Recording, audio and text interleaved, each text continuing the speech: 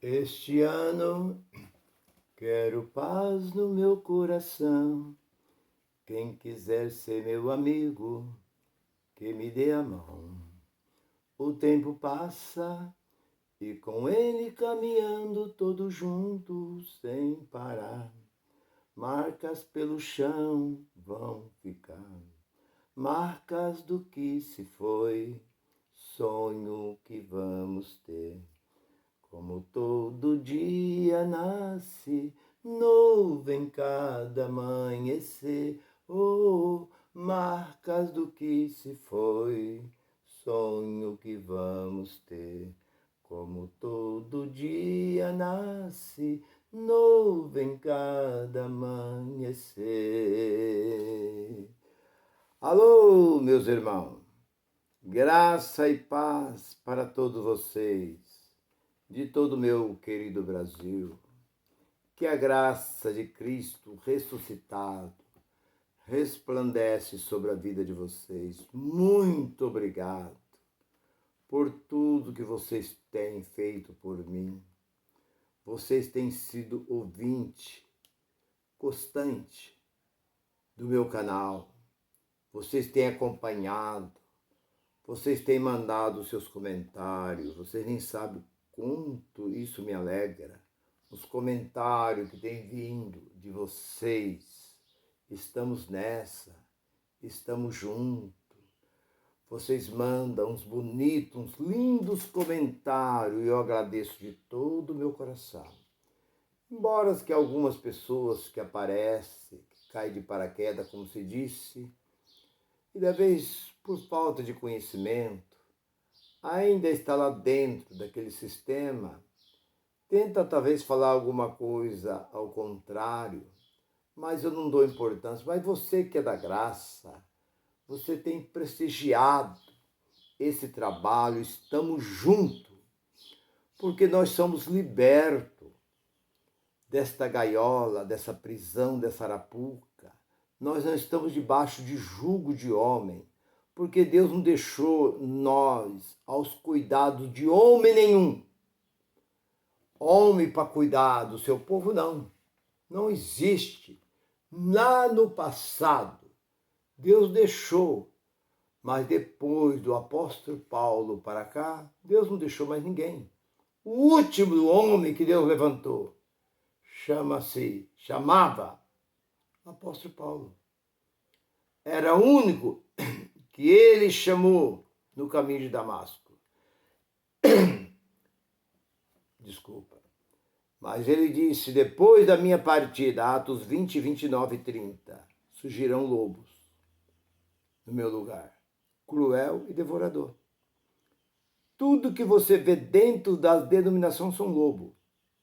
Deus não levantou homem nenhum mais. Acabou. Hoje existem homens que têm o dom de falar pelo conhecimento que Deus tem dado. Mas Deus não tem chamado homem nenhum. Olha, eu te apareci, eu estou te enviando, você para tal lugar. E lá, não, isso é tudo mentira. Deus não levantou mais ninguém. E a mensagem que eu tenho para nós, já nesses últimos dias do ano de 2000, já findando 2023, é essa. A Páscoa e a ceia caminham distante uma da outra. Irmão Nilson, por que você está trazendo esse tema? Porque, na verdade, ceia não existe. Não existe dentro desse livro ceia. Essa palavra ceia que existe é uma confusão que a igreja romana colocou aqui dentro.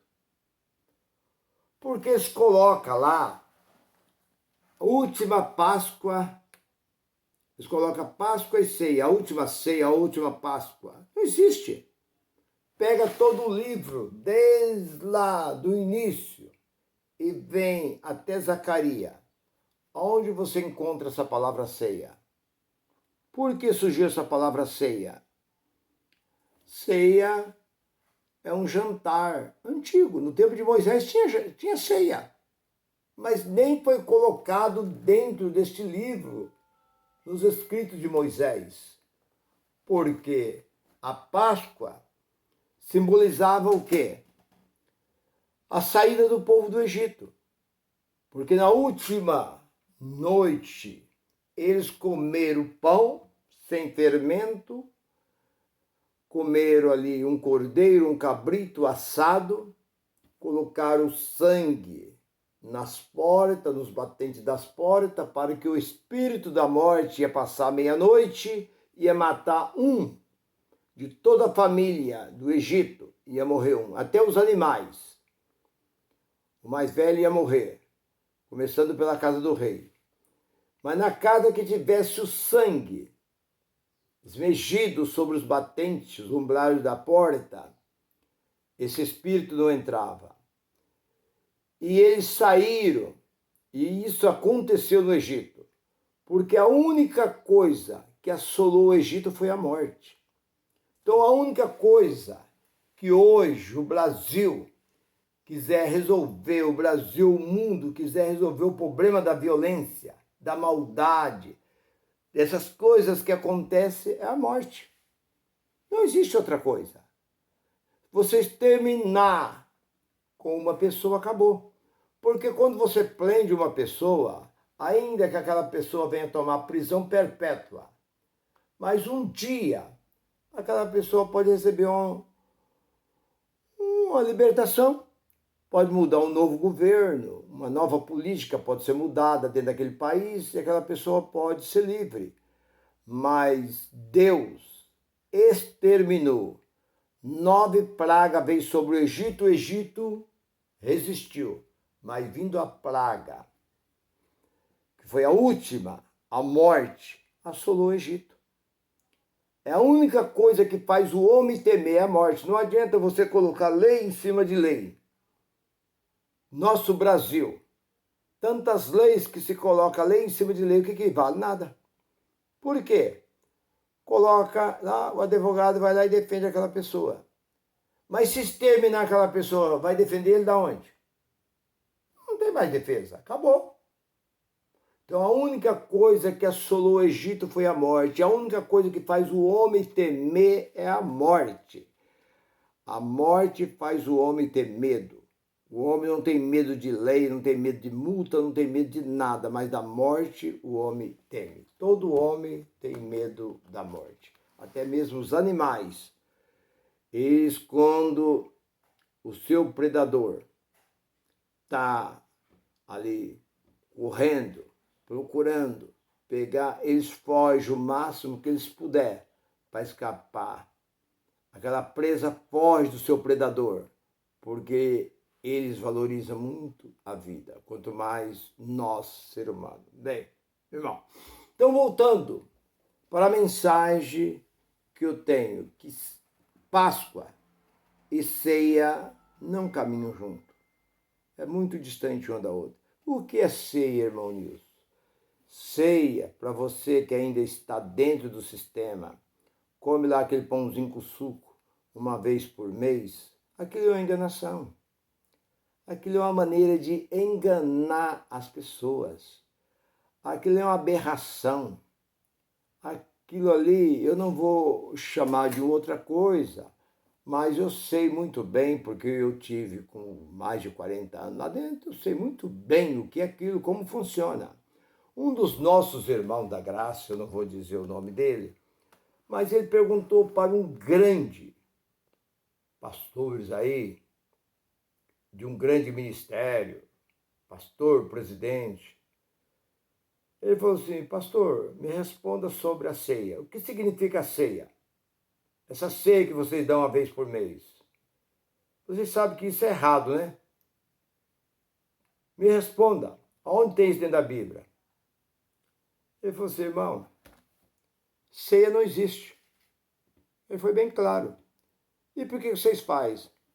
Porque é o único dia que nós conseguimos fazer a igreja encher. É o único dia que nós tiramos mais oferta, mais dízimo. Pessoas que ficam um mês sem aparecer na igreja. Mas no dia da ceia, ele tem aquele dia como o dia mais importante do ano. Ele veste a melhor roupa, leva toda a família, leva uma boa oferta, leva um dízimo, se alegra ali, participa, ora, pede perdão. Então isso para nós tem sido importante. Mas ele mesmo declarou: isso aí não existe. Isso é antibíblico. Mas nós fazemos isso e o povo acredita. E aí? O que é ceia? Ceia é uma janta, meu irmão, minha irmã. Não é nada mais do que um jantar. Em Israel, na Grécia, na Itália, na Inglaterra, na Alemanha, inclusive no Brasil, no Rio Grande do Sul e Santa Catarina, jantar é ceia. E o que aconteceu? Agora vamos para o assunto, aonde eu quero chegar. Havia na cidade Corinto, que fica na Grécia, havia ali uma festa anual. Uma vez por ano, a igreja de Corinto reunia para fazer uma festa. Veja bem que não tem nada a ver com Páscoa, porque a Páscoa só poderia participar só os israelitas. E os gentios não podiam fazer parte. E a Grécia não tinha nada, a Corinto não tinha nada a ver com essa festa. Essa festa era feita uma vez por ano, com erva amarga, pão sem fermento, vinho e carne de cabrito ou a carne de ovelha, assada, não podia ser cozida na água, tinha que ser assada. Eles faziam isso nas casas, as famílias reuniam e faziam isso nas casas. Então não existe esse negócio deles fazer no templo. E hoje você vê o erro que esse povo faz. Para começar, gentil não tem esse direito, porque isso é Páscoa, ceia, é janta. Se eles reunissem, se a igreja quisesse reunir uma vez por mês e desse um jantar para o povo, colocava várias mesas lá dentro dessa chamada igreja, dentro desse salão lá, colocada ali carne, pão, refrigerante, né, vinho, cerveja, coloca o que quiser ali dentro. Isso não importa, né? Porque Jesus diz: o que entra pela boca não contamina. Põe lá, até uma pinguinha que se você quiser colocar lá, que coloca. Que diferença que faz? Você não pode embriagar, né? Então, coloca tudo que você quiser lá dentro. Se tiver algum irmão que quiser beber uma pinguinha, que beba. Uma cervejinha, um uísque, leva um uísquinho lá. Tem uns pastores aí que gostam de beber um uísque, champanha. Eles não bebem aí dentro. Mas quando eles saem daí, que eles estão nos eventos deles lá, é uísque caríssimo, champanhe, vinho, tudo caro, tudo importado. Não pensa vocês aí que esse santarrão que estão aí em cima do púlpito aí, dando aleluia, glória a Deus, pode ter gravata aí, é santo em cima. Saiu daí, eles caem muitas vezes nesses lugares, eles levam até mulher para dormir com eles nos hotéis onde eles estão, nesses locais que eles falam que vai para evento, eles vão para evento coisa nenhuma. Eles vão dar os pulos deles. Eu sei muito bem do que eu estou falando. Eu não vou citar nome de nenhum deles, mas eu sei muito bem como isso funciona. Eles aqui são santos. Deixa a família deles aqui e diz que vai resolver um problema lá num outro país, num outro lugar, num outro estado distante, lá ninguém conhece ele. Não. Chega lá, é uísque, mulheres para dormir com eles, praia, vive a vida deles bem tranquilo, porque ninguém conhece, ninguém nem sabe quem é eles. Depois ele chega aí, veste o paletó, a gravata, chega lá dando aleluia, dando glória a Deus, e vocês acham que eles são santos. Bem, mas voltando para aquilo que eu estava dizendo. O povo, por falta de conhecimento, como disse o Senhor, o meu povo erra porque falta conhecimento. Paulo, sabendo que havia nessa igreja de Corinto uma festa chamada Festa Águida, que quer dizer festa do amor. Uma vez por ano, eles reuniam ali para dar de comer aqueles que tinham fome. Então ali era convidado e o povo vinha, então o povo chegava. Então isso deveria ter um horário, um horário certo, devia ter alguém para dividir, alguém ali para cuidar. Olha, tá aqui esse tanto de comida aqui para você, esse tanto aqui de vinho para você e tal, tal. Não, era vontade, estava ali. E o povo ia chegando e ia comendo. Tinha gente que chegava cedo, ia comendo, comendo, comendo, comendo. Dali a pouco a pessoa estava bêbada, deitado no banco da igreja ali, bêbado. Outros tinham comido tanto, estavam até passando mal. E aqueles que chegavam mais tarde não tinham comida. E Paulo chega, Paulo não fala de Páscoa, meus irmãos. Veja bem, entenda bem, coloca isso na sua cabecinha. Paulo chega ali no capítulo 11. Leia o texto e o contexto para que você goste, porque eu aprendi do Senhor, 23 de 11. É o que sabe fazer. Irmão, isso dá nojo ouvir eles lá dentro. Irmão, vamos abrir lá. 11, 23, porque eu recebi, porque eu aprendi. Isso é uma grande mentira. Como aprendeu, recebeu do Senhor? Para começar, para vocês terem uma ideia, quando Jesus tinha o seu ministério, no início, ele começou no início ali, ele foi batizado aos 30 anos e iniciou o seu ministério aos 30 anos de idade. Paulo era um adolescente, porque nós olhamos, Paulo não era um homem formado, ele era um adolescente. Como é que ele aprendeu do Senhor? Como eu recebi do Senhor? Se ele não estava lá junto com os 12. Quando o Senhor fazia isso, ele era um adolescente. Podemos olhar, se você quer saber um pouco mais, lá no capítulo 7 de Atos, lá pelo versículo, acho que 49, por aí mais ou menos, acho que 49, por aí, 49 em diante, de Atos dos Apóstolos. Você vê que Lucas não, Estevão, era um diácono. Estevão enfrentou Sinédrio, um grupo de homens estudiosos, e ele sozinho combateu contra aqueles homens. Aqueles homens se enfureceram contra Estevão. Pegaram Estevão, apedrejaram e arrancaram suas vestes ensanguentadas. Olha o texto. E jogaram suas vestes ensanguentadas, caiu nos pés de um jovem chamado Saulo de Tarso. Quem era esse? Era esse que lá na frente, muitos anos depois, Jesus ressuscitado aparece a ele no caminho de Damasco. Agora, como ele pode dizer, porque eu aprendi e recebi do Senhor? Isso foi acrescentado, os romanos acrescentou isso aqui dentro. Esse livro foi muito mexido. Bem, olhando para a carta de Paulo, no capítulo 11, versículo 17, olha ali, começa a ler desde o versículo 16, 17, Paulo diz, eu não vos aprovo o que eles estão fazendo. Isso não passa de uma heresia. Versículo 19, o que é uma heresia? É uma imundiça, é um desapreparo, é um erro, é uma desordenância, é uma coisa desordenada. Isso não passa de uma heresia, mas é necessário que haja heresia entre vós, para que os que são da verdade se manifestem. E é o que mais nós vemos dentro da Assembleia de Deus, congregação, esses mundos de igreja por aí, tudo é heresia. 100% do que acontece aí dentro é tudo heresia. Se faz tanto barulho e Deus não é louvado. Deus está com as suas costas viradas para esses local. Porque 15:8 de Mateus, esse povo me louva com seus lábios, mas o seu coração está longe de mim.